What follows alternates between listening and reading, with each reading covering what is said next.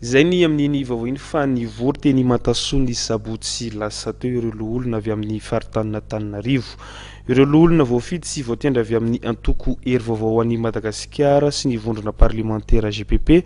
no niaraka ny kondo amondrina ny hery entina indrindra iomanana amin'ny fifidianana ho avy sy ametrahana ny pekady mpampandrosoana anapariana ny vina ny filohan'ny Repoblika. Zany hoe ny GPP groupement parlementaire présidentiel sy ny groupement parlementaire HVM ireo vondrana anankiroa ireo zany dia mitovy fijery ary mitovy ny tanjona kendrena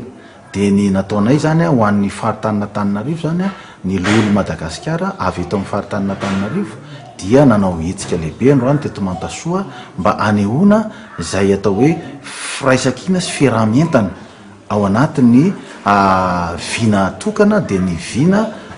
fisandratana izay napetraka Andriamatoa filohan'ny Repoblika Madagasikara Andriamatoa Rajaonarimampianina dia natao teto zany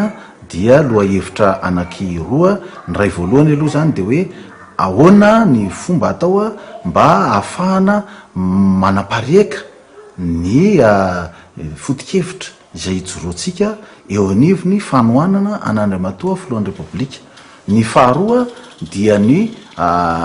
fifandaminana ihany koa eo aminay samy lolo Madagasikara atao anatin'ny faritanina Antananarivo satria azadino fa 520 ny district atao anatin'ny faritanina Antananarivo misy an'ireo commune 510 sy 300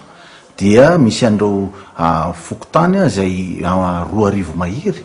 dia izay rehetrarehetra izay zany dia misy rafitra izay rahanay mientana ihany koa amin'ireo antoko politika maro samihafa izay manohana ny fitondram-panjakana.